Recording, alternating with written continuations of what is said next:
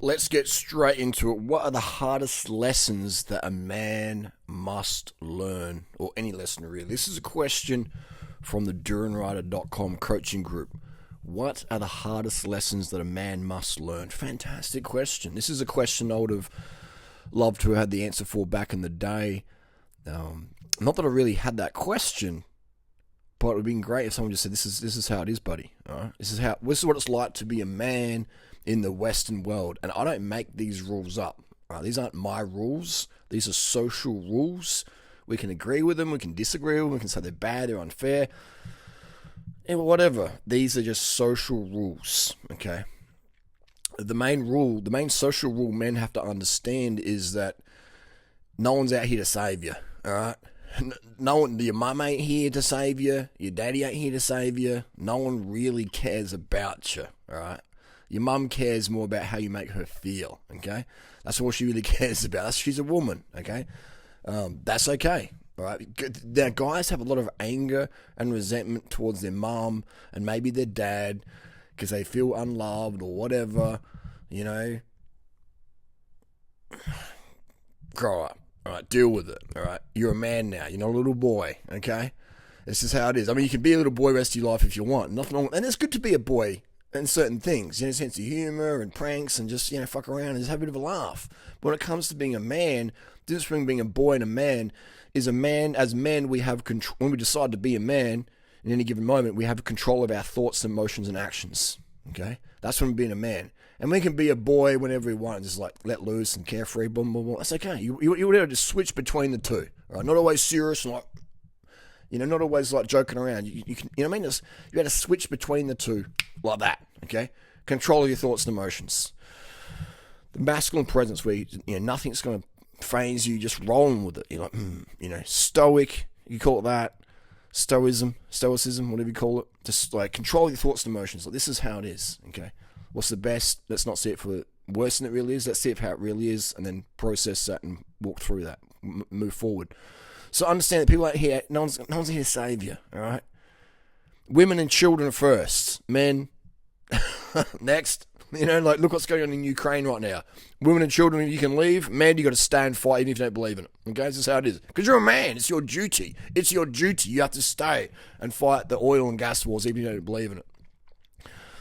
Because you're a man. That's your social duty. And if you flee, oh, you're a pussy. You got to purchase. It's just a joke. So you have to fight these rich man wars over oil and gas. Also, actually, it's not oil and gas, is it? It's something else.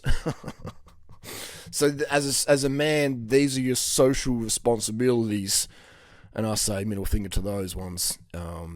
Again, but these are the expectations as a man, all right? And your wife should be over there gagging on some other man's rod.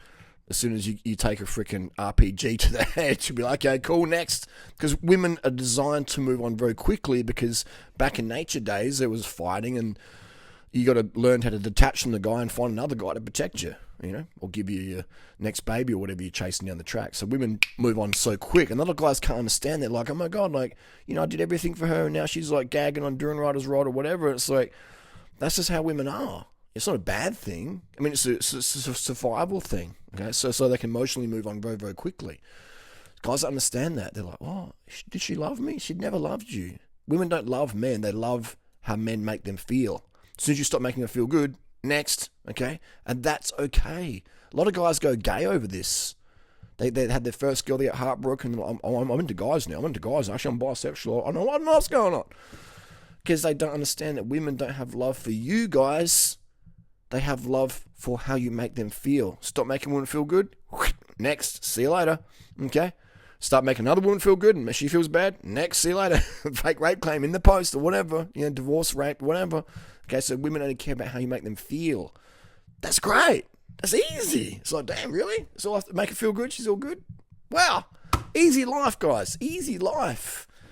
Happy wife, happy life. Don't make married, but make her your wife, routine-wise. That's the deal. So it's you want to understand that no one's here to save you. You are valued on what you can provide, okay? So what you can provide is how much you are seen as value in society, okay? With women, Again, I don't make these rules. I'm not saying they're good or bad. I'm just saying this is what it is. With women, it's how they look. And men, how you look too, but more about how you can provide. Because you can be a hot 18-year-old stud, and be living on the street, and people are like, you might get a bit of gay for pay or blah, blah, blah. But no one's going to really take you in. No woman's going to take you in and say, hey, 18-year-old gorgeous stud, come live with me. They're not going to, a guy might, and you'll be like getting gaped and stuff. But if you're a hot 18-year-old woman on the street, damn, you ain't going to last a few hours before someone takes you in. Hey, come and stay with me. I'll make sure you're safe. It'll be a woman most likely, or a man, So the women will be protected, especially if they have aesthetics. And even if a woman's 60 and homeless, she'll get more attention and care than a man who's 60 and homeless. It doesn't... We walk past every single day men on the street who are homeless. I've been homeless before. And so I know what it's like. I know how people treat you and stuff like that. No one cares, man. Except for the people doing social community service at Soup Kitchen or whatever. Or just, no one really cares. Because if you're a man, you're meant to have your shit together. What are you still doing on the street? You got a drug problem? You got an alcohol problem? Man the fuck up and get over it. That's the social expectation of you, okay? Us men are seen as losers if we don't have assets or shit together by age 30, 40. Really, we are seen as losers, especially by age 40, okay? Now, that's what a lot of men... again, these are social rules, okay? Now, I would say that you're a loser. In my book, I would be a loser if I was age 40 and was stuck in a job I hated, but I had a nice house and a nice car. I would see myself as a loser that I'm working in a job I don't have any passion for, versus me living on the street at age 40, looking at spiders and riding my bike and in the sunshine, eating fruits and rice and having a good time. I would say that is a success. And I'm helping people and being a positive inspiration. That for me would be a success, but most people see me as a loser because I'm just this bum on the street. So depends what sort of people you're trying to attract in your life. If you're trying to attract NPCs, etc. But in general, with guys, you'll always be seen as a loser if you don't have much to provide, like accommodation for a woman, etc. Like if you meet a chick and you can't take her back to your joint, she'll be like, are you 17? I mean, when you're 17, 18, you can do that, in the park, and you can do that when you're 40 as well. But if you've got a place to pull a chick back to, then she's like, she's more comfortable. Okay, guys. Again, this sounds a bit crazy talk, but it's the truth. Okay, women love comfort. From comfort comes intimacy, and then intimacy comes,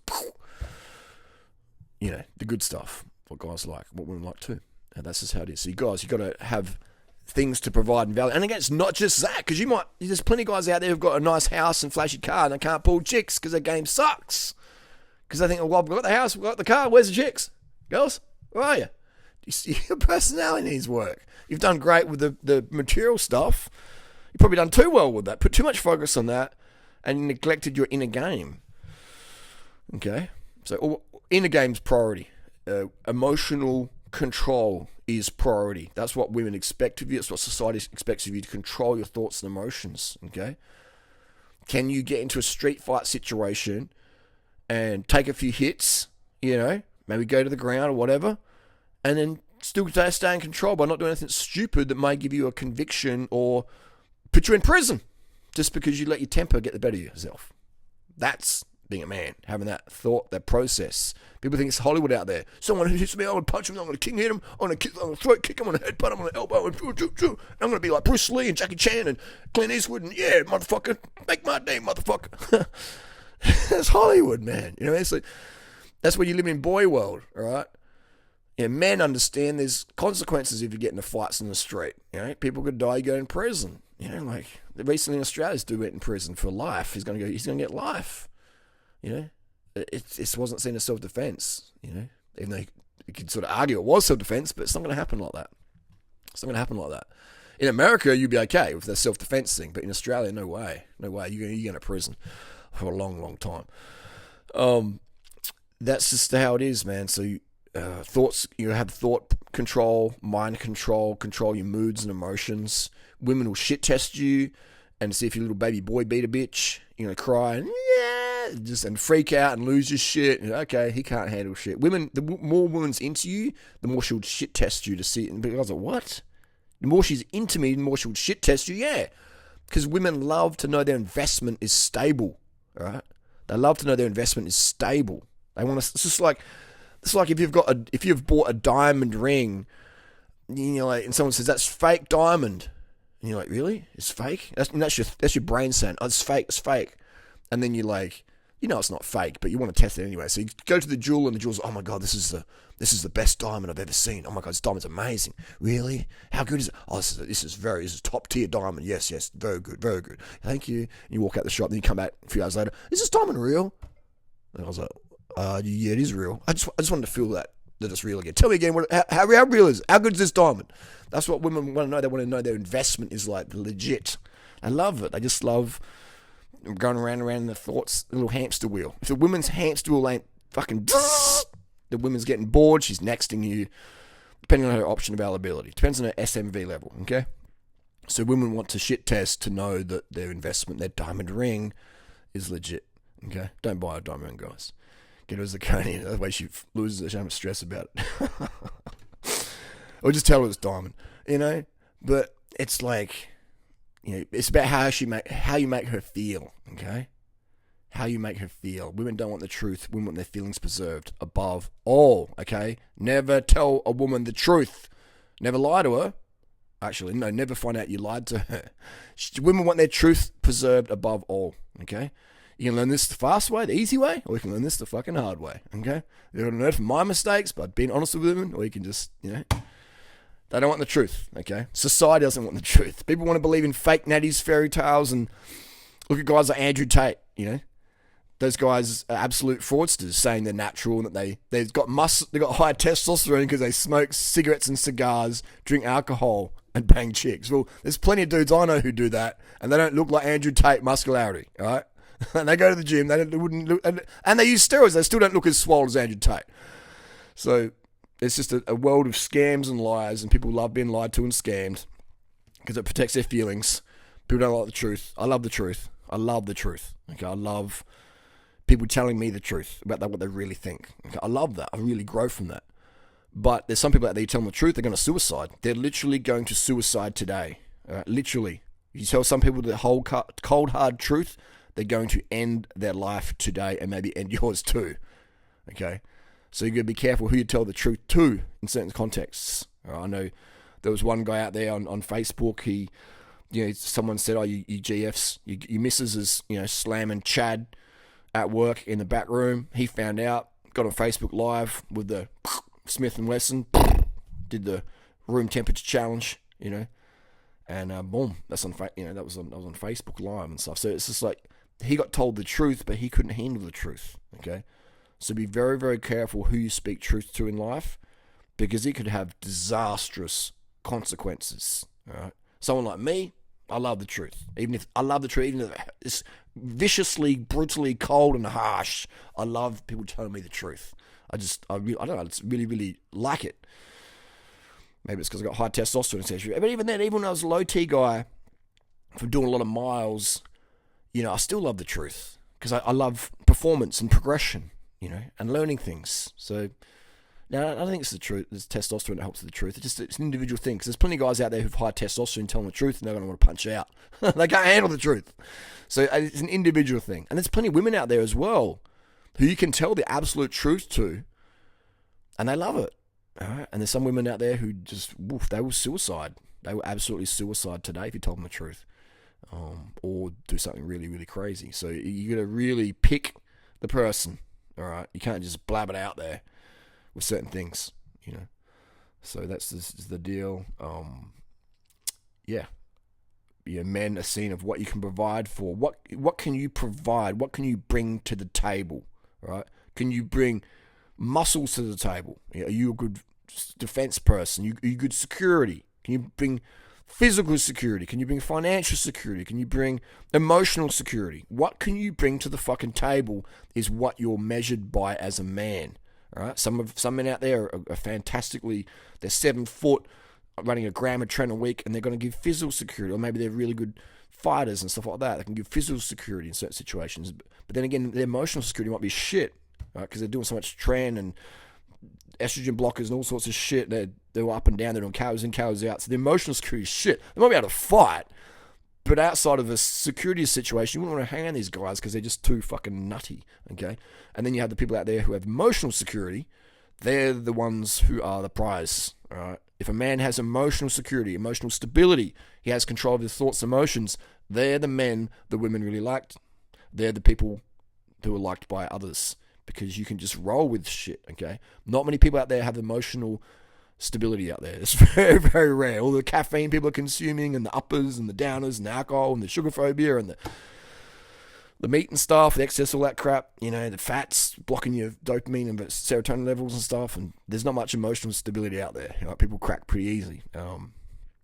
So, you know, it's just crazy. You know, guys get on steroids and then using letrozole and crashing the estrogen and it's just up and down. It's just, yeah, not much emotional stability going on out there. People go, I ripped abs today. I can't see striations in my shoulders today. Oh, God, life's hard.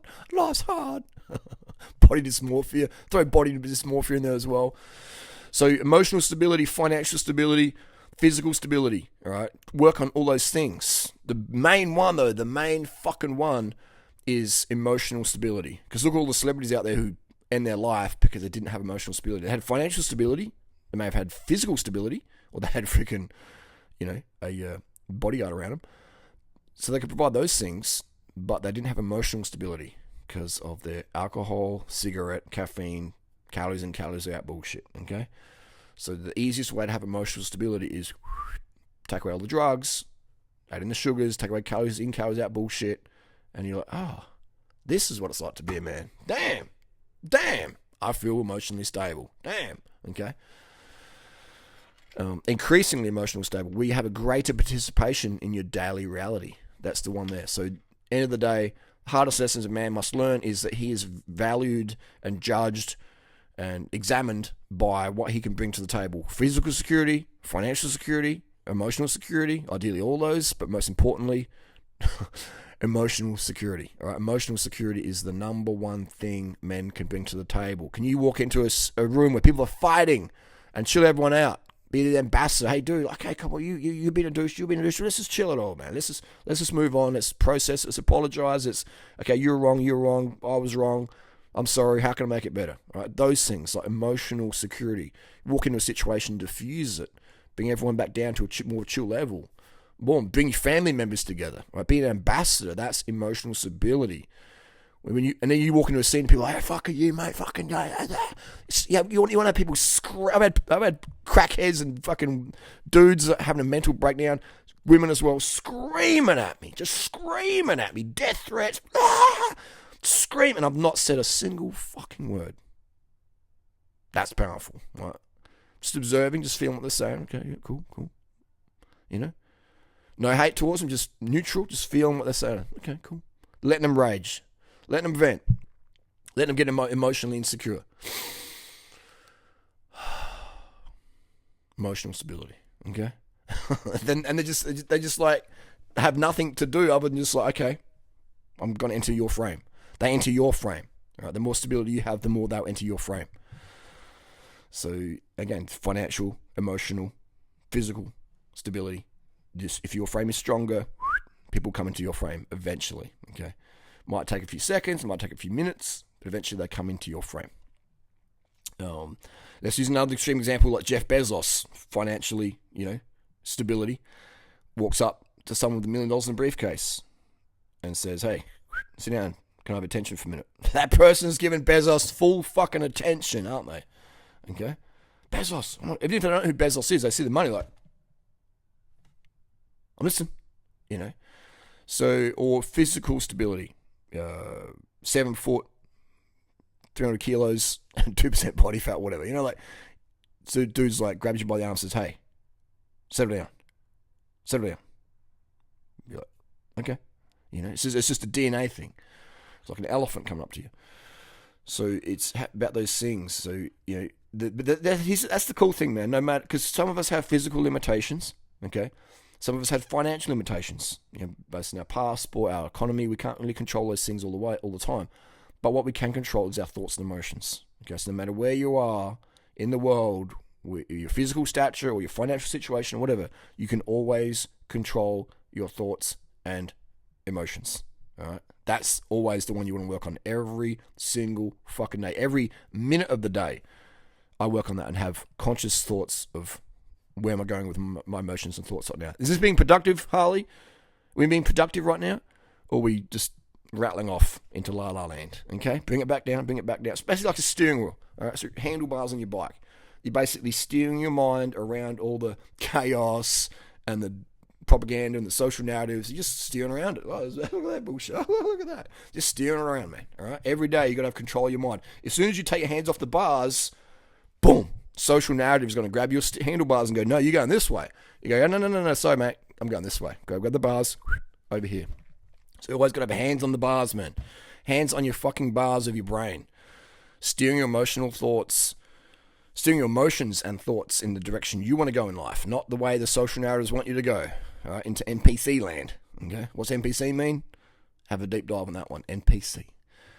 That's the deal there. So that's what's expected of a man. Look at Jordan Peterson. He's out there as like a figure where his emotional stability is like that's you know what I mean? Like he's like that's him. This is Jordan Peterson. Like, you know what I mean? When calories in, calories out, sugar phobia comes in. Like that's his brain like that. Just mush. Floppy. Flaccid. Not attractive, okay?